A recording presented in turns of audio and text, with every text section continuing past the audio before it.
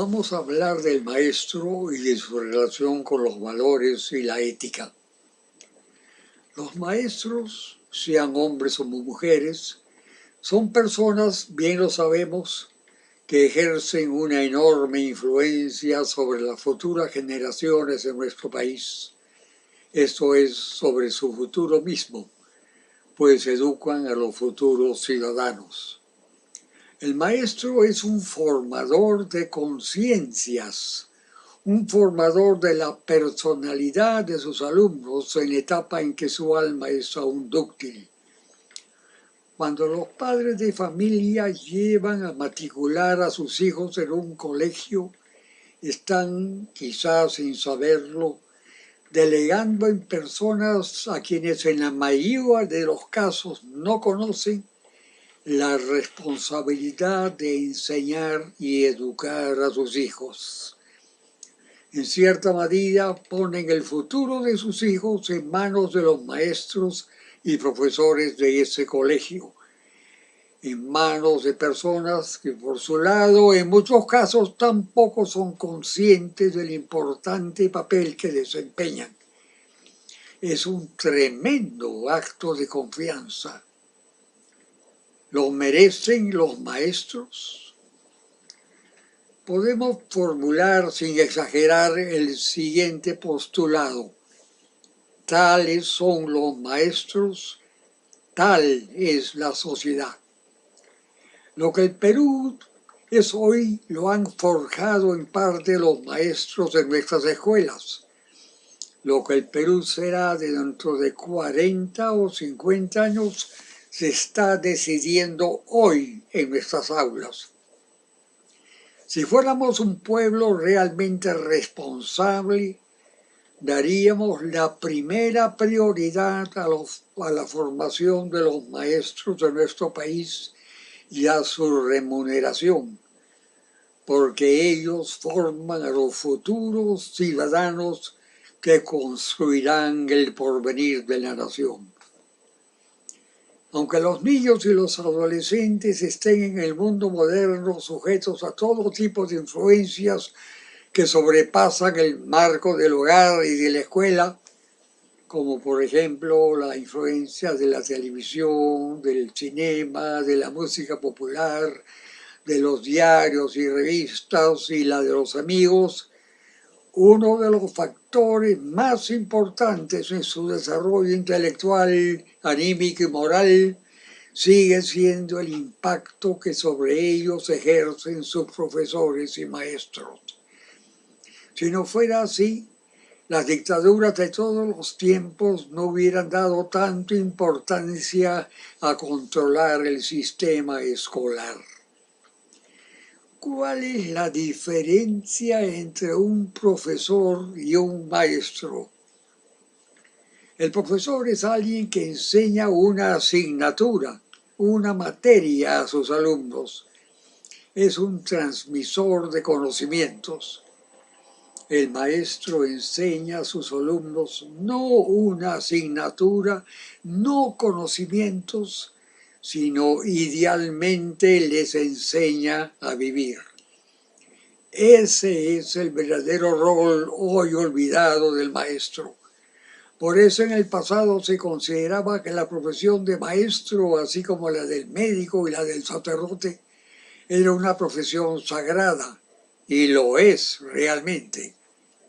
¿Cómo enseña el maestro a vivir? Con su propia vida, con su ejemplo, con su carácter, con el trato que da a sus alumnos. El maestro, el verdadero maestro, es un modelo de vida. De hecho, también los padres son modelos de vida para sus hijos, lo cual pone a muchos de ellos ante una tarea que no sospechaban y que no buscaban y que quizá no desean. Preguntémonos, ¿puedo yo proponer mi vida como modelo a mis hijos o a mis alumnos si los tengo? ¿O a otras personas? Es una grave pregunta que pocos se atreverían a responder en afirmativo. Hoy que están de moda los videos, si una cámara oculta filmara todos los actos de nuestra vida día tras día, ¿podríamos proponer nuestra vida como un modelo para otros? Bueno, yo creo que tendríamos que proceder selectivamente. Tales partes sí, tales partes no. De la puerta de mi casa para afuera sí, de la puerta para adentro no. O quizá lo que haga en horas de oficina, no lo que hago el resto del día. O lo que hago hasta las 10 de la noche, no lo que hago más tarde. O lo que hago de lunes a viernes, esto es hasta las 6 de la tarde del viernes, no durante el fin de semana. Pero la vida es una sola. Y lo que haga durante el fin de semana se reflejará, aunque no quiera, en lo que haga de lunes a viernes. Brotará, saldrá a flote, aunque me esfuerce por adoptar una fachada digna y comedida. Lo que yo soy es un todo, y si hay alguien a quienes no puedo ocultar mis facetas oscuras, esos son mis hijos. Los alumnos también detectan fácilmente las facetas oscuras de sus maestros. Hablábamos de lo que verdaderamente es ser un maestro, pero hablemos ahora de ética. Discursos aparte, la ética no es otra cosa sino cómo se vive. Es la ciencia de la vida desde el punto de vista moral. Hay una ética cristiana y una ética no cristiana, pero ambas están basadas en principios fundamentales semejantes, en un patrimonio común de percepciones morales, lo que llamamos la ley moral natural. Antes del cristianismo había en los pueblos paganos éticas muy desarrolladas en teoría mismo, tanto en el mundo grecorromano como en las culturas de Oriente, por no hablar del pueblo hebreo, de cuya ética somos herederos. El conocimiento del bien y del mal es patrimonio común de todos los pueblos y de todas las razas. En vista de la terrible quiebra de los patrones morales que hoy observamos en el país y en muchos otros países, no solo en relación con acontecimientos recientes, sino lo que viene ocurriendo desde años, se insiste en la necesidad de inculcar valores en la juventud. De ellos se habla en la radio, en los periódicos, en simposios, en conferencias. La importancia de los valores está a la orden del día. Es el tema de moda. Pero hay que distinguir entre valores y virtudes. Los valores son un concepto nuevo, no tienen más de 200 años. Antes se hablaba de virtudes, no de valores.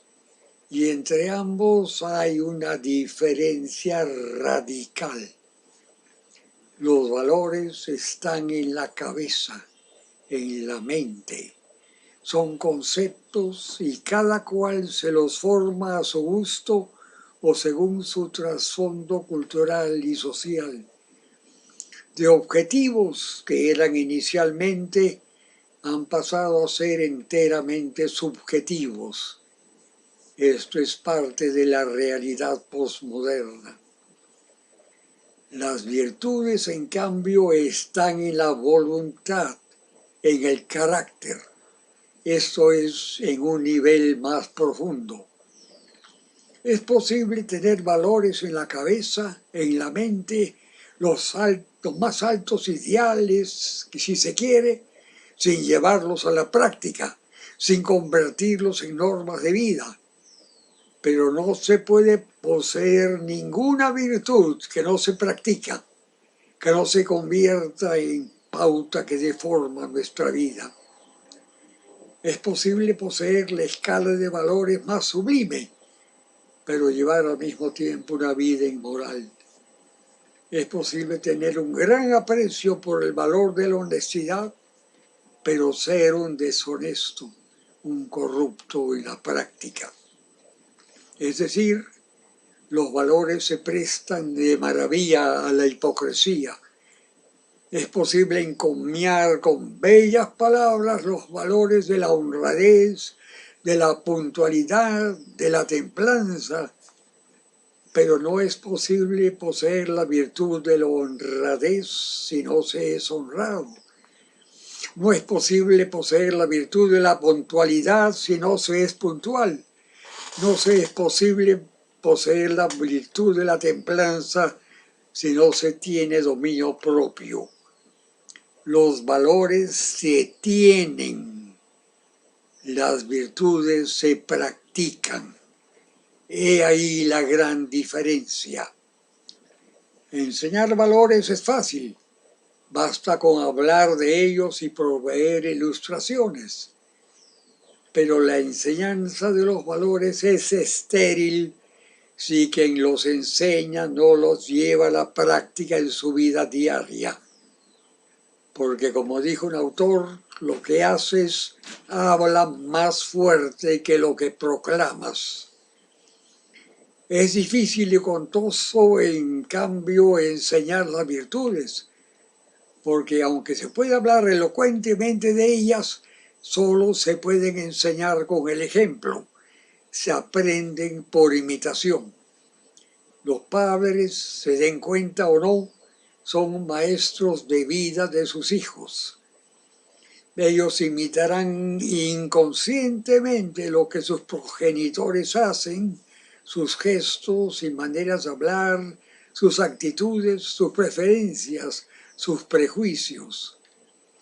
Dado el panorama que hoy ofrece nuestra sociedad, podemos decir que la corrupción que ha penetrado en tantos ambientes es algo que los peruanos han aprendido de sus mayores, no tanto en la escuela como en el hogar. Es una virtud, por decirlo, que se ha vuelto hereditaria. Una virtud, dicho sea de paso, entre comillas, porque la honestidad ha estado huérfana de modelos creíbles, mientras que la deshonestidad, negada en palabras, regía la conducta de una apreciable mayoría. Y ahora estamos cosechando lo que sembramos.